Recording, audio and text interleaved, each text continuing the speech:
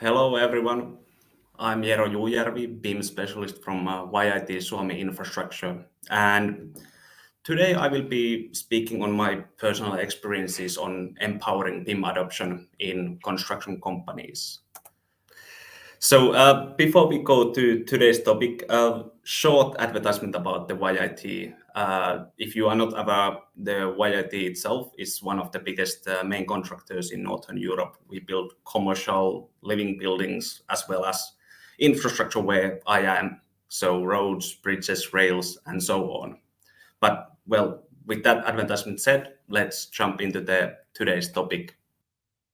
So I think all of us who are attending BIM Coordinators Summit is interested in this. So we have seen this change in construction where before we had a lot of different documents and papers, and most of the information in our construction sites were inside the foreman's head.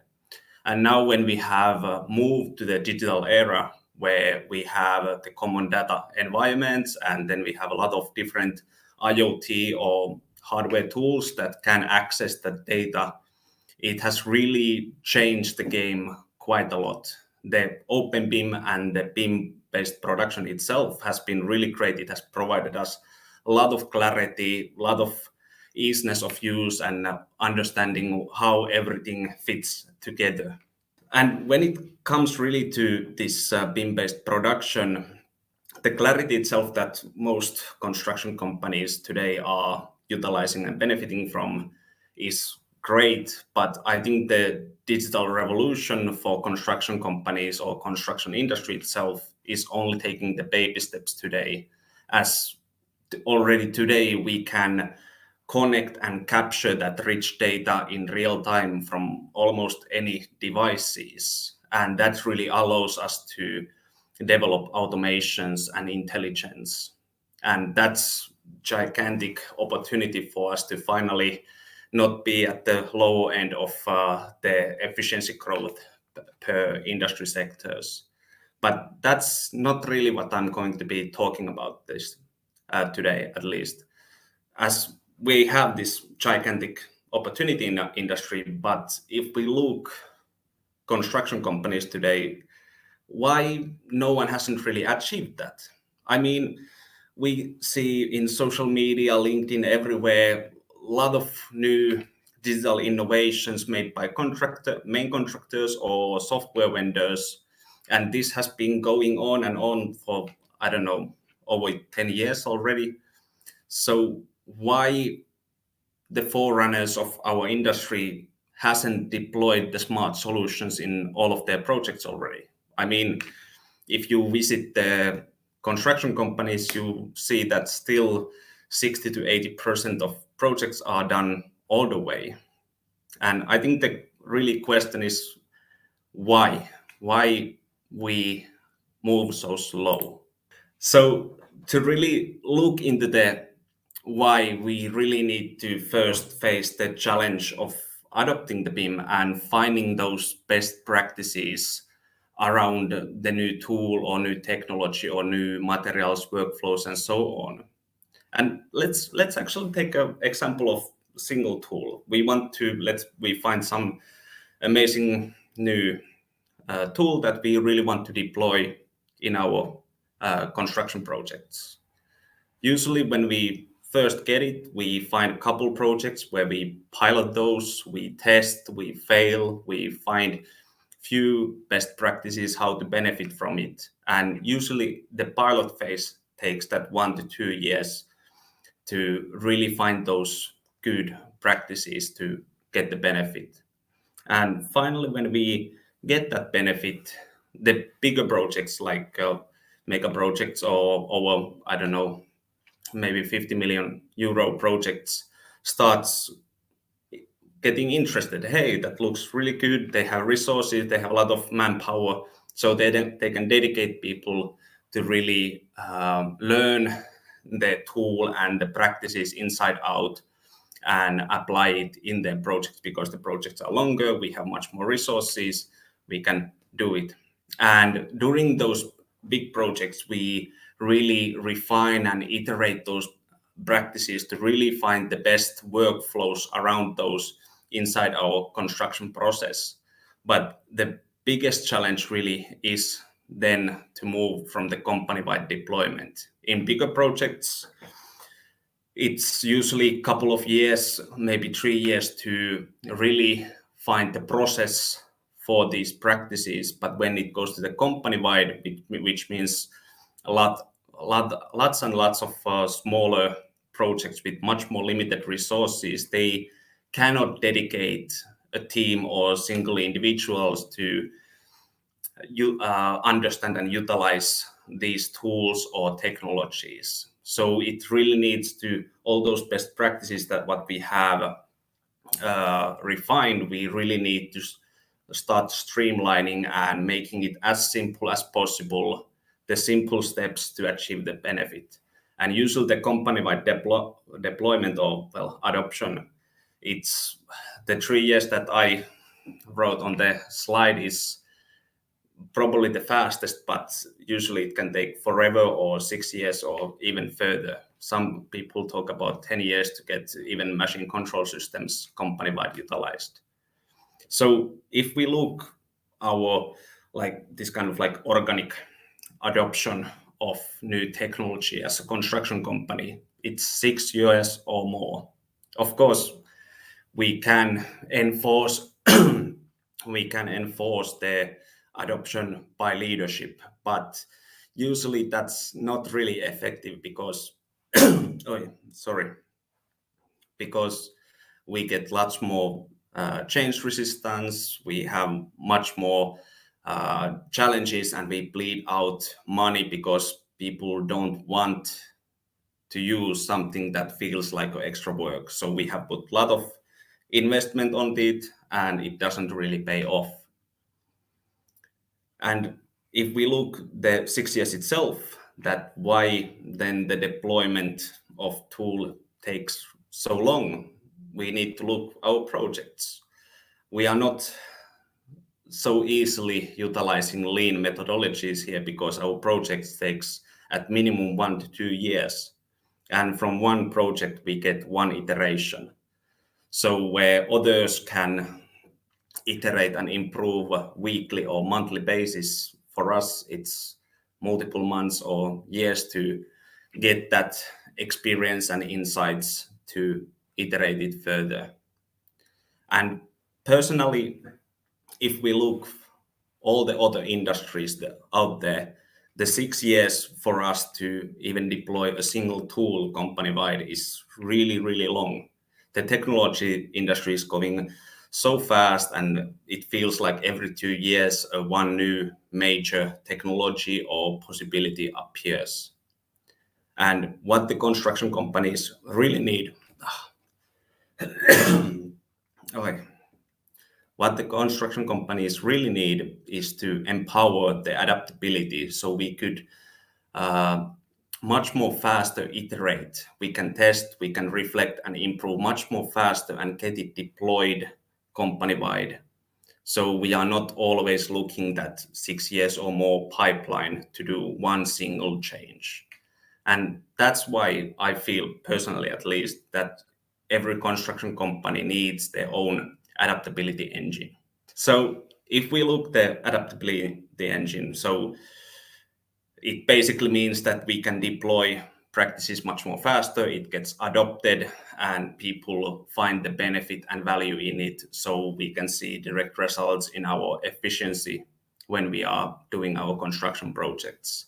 And there really is a ton of different elements when it comes to it. Was it then keeping training meetings? How do we communicate about this, building overall trust and peer recommendations? How do we handle the change resistance and so on? But in today's speak, I would like to focus on key elements that provides the biggest results to achieve that adoption. Quickly, in all of this, we will look this much more detail in later, but the content itself, so it means your documents, your guidelines, your instructions, manuals, how do we build them so it serves the end user at the most? Then, of course, we need motivational carrots. no one is going to start doing extra work for the same results if they are not excited and engaged and don't and see the value in those new practices. So we need to, so to say, internal selling inside our company to get people excited about these things. Then the one thing is the organizational challenges. So a lot of different challenges that we all companies have, quite uniquely different challenges, but these challenges usually slow down the change or progression or overall performance. And finally, we have our end goal and end game, company-wide peer learning. So we finally could be iterating and improving constantly already existing practices and getting benefit from it. Let's start with the content itself. And when it really comes to your content, there really are only a few principles to follow through. So there's the copywriting, e-learning, and pedagogy. If we look on the copywriters' insights, how do the copywriters start their copy? They started with value promise, the benefit, the hook to pull you in. And so should you too. You should tell the benefit that the user is getting from the new practice in your instructions. And of course, it also works as a good soundbite when you are communicating about your solution or you are having holding training sessions. But this copywriter's insight is it's same as the motivational carrot that I earlier speak. So we will talk about it on the next slide a little bit more. But that's still important part of creating a good content.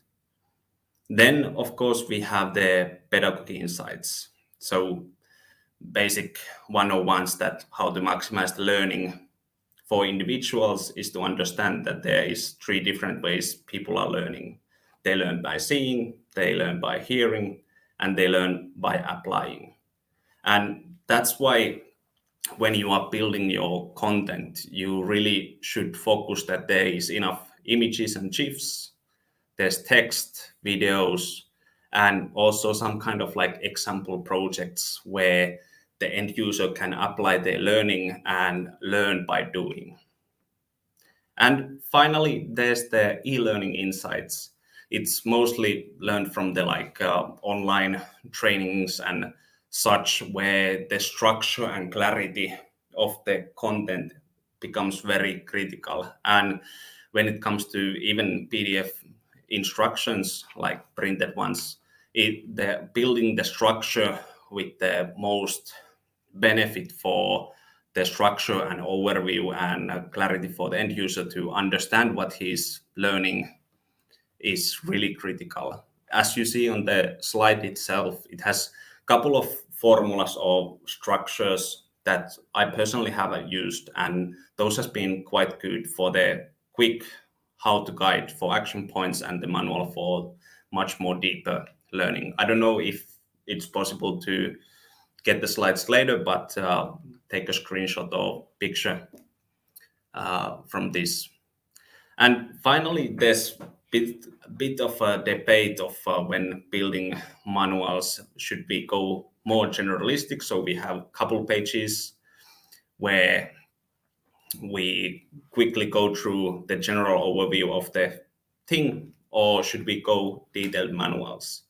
And the biggest problem with both of this is because general doesn't really help any individuals, and detail you probably have also seen 80 pages long documents. So it demoralizes immediately when you see that, holy shit, holy something. There's so many pages, I'm not gonna read it completely. So when it comes to the content, you really should be looking for task-specific or role-specific manuals when you are building it. Otherwise, if you try to make it too large to help everyone, no one is reading it. And if you make it too short, it really doesn't help anyone. But that's mostly the key points about the content. So motivational carrots.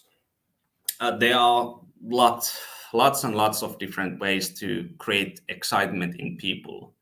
But when it comes to deploying something, it needs to be a little bit more generalistic, that the excitement could be created as many people as possible. And that's why the easiest approach usually are to bring a benefit, or, well, yeah, basically that, like bringing a benefit, but there are three different ways of doing that. We can give a desired benefit that people want. We can avoid a problem or frustration, which can be a benefit. And then, of course, maybe the lowest hanging fruit is the reward itself, like artificial benefit. So desired benefit itself is probably the simplest and easiest way to create excitement. It can make other tasks more effective. It can clarify better decisions, remove some tasks if done this way, or relieve the stress, and so on. The positive benefit, if you really want to maximize the value, is something that has an instant gratification. But then mostly when we're talking about benefits, everyone is thinking about the positive ones. But I have found that mostly the avoiding the problem or frustration is much more powerful motivation or motivator. So as humans, we usually want to avoid discomfort, and, well, often prefer to avoid any problems, or don't want to get frustrated by solving something that is outside of our comfort zone. And avoiding this discomfort is a very powerful benefit to use in adopting a new practice.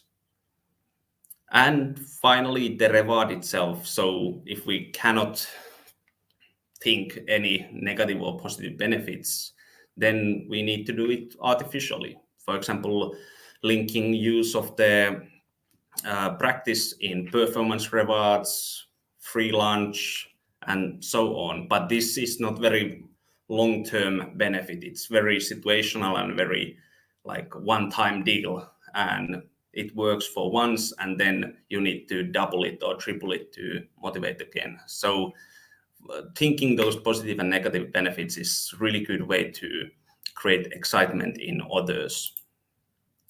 And finally, the organizational challenges. Let's say, for example, that you have started deploying a new practice, and you have promoted your solution in your company's intranet and held countless training sessions to deploy the solution, but things don't really kick off. People keep complaining about it, but what to do really? And these challenges usually bring up from organizational challenges, and that's why solving these issues, well, they are long and burdensome effort, but if you really want to move the company in a direction to enable much more faster adaptability, it's really important. And the problems vary by company to company, but in general overview, in the culture, usually if the company culture is too political, basically meaning you are not rewarded by hard work, but being friends with the higher ups, or too bureaucratic or too managerial, the workforce usually are not that committed and engaged to improve business even further, at least not for the company. Then when we look at the trust, if managers or leadership is something that can't really rely on to keep their words, the workforce often stop trusting the company and decreases the commitment and engagement to improve business. And finally, we have processes and tools. These are usually where most of the complaint happens. So it's really easy to tell about the problems in process and tools. Of course, there are a lot of problems of if the tools are poor or the processes are too complex, but the main issues usually are in the culture and trust. And the processes and tools are much more concrete, that it's easy to blame on them. And these organizational challenges are really good to try to minimize, because these will slow down your deployment effort, because people are not so engaged, not so committed. And this allows you much more faster results in a future. And finally, our end game and end goal. During the active deployment, you have a hunch of few best practices, but when you start getting the adoption and when you have the peer learning on the side or as a platform, you really are involving everyone to iterate and find best value for others to learn and benefit from. And the peer learning itself, it's not stage, but it's a never-ending phase. But the peer learning itself also has a couple of challenges to enable the peer learning and how to really execute the peer learning.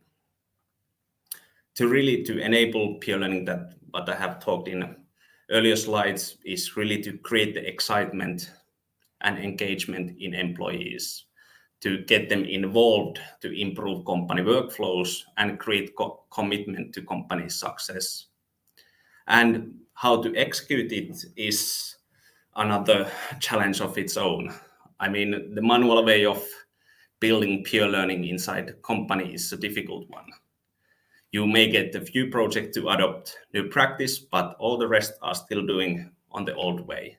And there really isn't any easy solution for this. Personally, I developed my own software tool to help me in my work to really enable peer learning in real time. But I believe there are also many more other options to do it as well. In the end, if you have successfully done all these 4 key elements of adaptability, you have built your own adaptability engine that allows your company to adopt and improve much more faster and reaping the rewards from new technologies and finding the most fruitful practices to tackle down risks and increase opportunities in projects. I really hope this speak gave some new ideas to help your company move on the next step. And I'm happy to share my own findings and tools, so feel free to reach me out. Hopefully, I also learned something new from you. Thank you so much. Looking forward to your comments.